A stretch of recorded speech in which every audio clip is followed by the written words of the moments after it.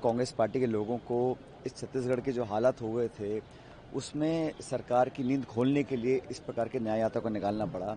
और न्याय यात्रा के जो उद्देश्य हैं वो पूरा प्रदेश जानता है। जो बिगड़ी हुई यहाँ स्थिति है कानून की, लॉ एंड ऑर्डर की, हर तरफ लोग आज परेशान हैं और बहुत जल्दी सरकार ने अपना कॉन्फिडेंस लूज कर दिया है।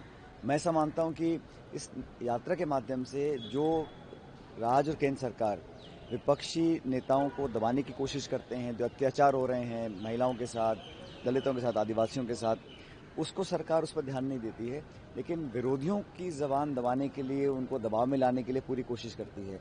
तो हम लोगों ने देखा बलौदाबाजार में जो हुआ, नक्सली घटनाएं लगातार बढ़ रही हैं, हर शहर के अंदर लूटपाट और क्राइम बढ़ रहा है, सरकार का ध्यान नहीं है। मुझे लग रहा है कि इस न्याय यात्रा से अगर और कुछ ना हो, कम से कम सरकार को पता होना चाहिए कि प्रदेश की जनता उसके हर काम को देख रही है और समय रहते हुए सचेत हो जाएं और गवर्नेंस और प्रशासन पर ध्यान दें। प्रदेश की सरकार एक तरह से दिल्ली से चल रही है, रायपुर से चलाने वाला कोई नहीं है उसको, और यहाँ पर दिशाहीन है, मल्टीपल पावर सेंटर्स हैं और इसका जो कन्फ्यूजन का जो खामियाजा है वो जनता को भुगतना पड़ रहा है। इसलिए इस यात्रा के माध्यम से और जन समर्थन जो मिला है इस यात्रा को, वो मैं समझता हूँ अस्मरणीय। इतना लोगों ने उसमें पार्टिसिपेट किया स्वतः ही, क्योंकि लोग भी चाहते हैं, सरकार तो बना दी इन्होंने, लेकिन जब काम नहीं कर रही है तो विपक्ष ही एक माध्यम है जनता के पास, ताकि सरकार को हम लोग सचेत कर सकें। सर, मोदी हरियाणा में भी इलेक्शन चल रहे हैं, मोदी जी वहाँ एक पब्लिक मीटिंग को एड्रेस करते हुए कहे हैं कि कांग्रेस जो है पैट्रियोटिज्म को ख़त्म करना चाहती है, क्योंकि वो ऐसा जानते हैं कि अगर फीलिंग ऑफ यूनिटी लोगों में ख़त्म हो जाएगी तो कांग्रेस शायद आ जाएगी। अब देखिए कितना उल्टा है। वो पार्टी, वो संगठन, वो विचारधारा, वो दल जिसने आज़ादी के लिए संग्राम किया, शहादत दी, और आज़ादी के बाद हमारे नेताओं ने आतंकियों का सामना किया, देश को अखंड रखने के लिए अपनी शहादत दी है, इंदिरा जी ने दी, राजीव गांधी जी ने दी है। वो लोग आज हमें पाठ पढ़ा रहे हैं जिन्होंने आज़ादी के लिए अपना नखून तक नहीं कटवाया। जिन लोगों का आज़ादी से कोई लेना देना नहीं है, वो राष्ट्रवाद की बात करते हैं, पेट्रियोटिज्म की बात करते हैं, वो बड़ा अजीब लगता है मुझे। और चुनावी माहौल में अपने 10 साल के रिपोर्ट कार्ड पे बात क्यों नहीं करते हैं कि 10 साल में हरियाणा सरकार ने क्या किया है, केंद्र सरकार ने क्या किया है। अभी लोकसभा चुनाव हुए, 10 में से 5 सीट हरियाणा में हम जीते हैं, और आज जो माहौल है, और मैं पूरे प्रदेश में मैंने प्रचार किया, हरियाणा में 3/4 बहुमत के साथ हम सरकार बनाएंगे।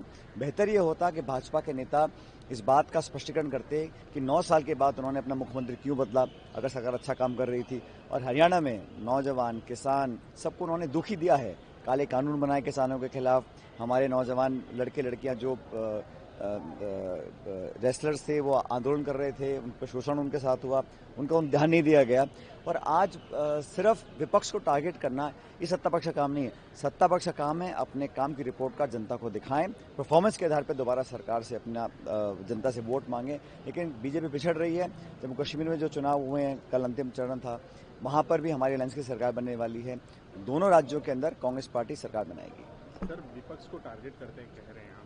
इसी बीच राहुल गांधी जी को यूजुअली जब चुनाव आता है राहुल गांधी जी को टारगेट करते हैं, तो शिवराज सिंह चौहान का एक बयान आया है, वो कह रहे हैं कि राहुल जी मोदी जी के विरोध में इतने पागल हो गए कि वो झूठ बोल रहे हैं, और जब बहुत सारे झूठे मरे होंगे तब राहुल। मैं बातों में नहीं पढ़ता हूँ व्यक्तिगत को क्या कह रहा है। देश देख रहा है, चुनाव जब जून में हुए, परिणाम आए तो क्या परिणाम आए।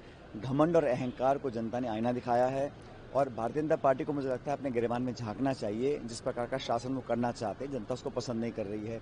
अभी दिल्ली पे जो लद्दाख के हमारे साथी मार्च कर रहे थे, एक शांतिपूर्ण मार्च, गांधी समाधि तक जाने का अधिकार अगर एक नागरिक को नहीं है, और इससे ज़्यादा दुखदायी क्या हो सकता है। वो लोग अपने क्षेत्र के लिए, अपने विरासत के लिए, अपनी संस्कृति के लिए अगर कुछ मांग रहे हैं, तो सरकार को वांगचुक जी उनके साथियों से बात करनी चाहिए। उनको धक्का देके जेल में डालने का क्या अधिकार किसी के पास है। लोकतंत्र में अगर महात्मा गांधी जो राष्ट्रपिता हैं, उनकी समाधि पर नमन करने का अधिकार नागरिकों को नहीं है, तो किस प्रकार का शासन हम चला रहे हैं। इस बात का सरकार को जवाब देना चाहिए।